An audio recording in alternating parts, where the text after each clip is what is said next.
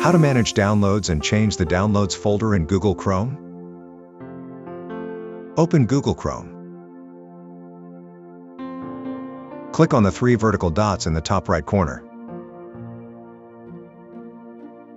Click on Settings. In the left sidebar, click on Downloads. You can enable the option Ask where to save each file before downloading if you prefer to choose the download location for each file individually.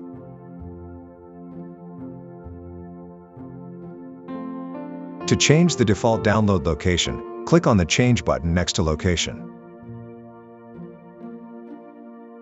Choose your desired folder. Click Select. Organizing your downloads helps keep your files easily accessible and well managed. Done.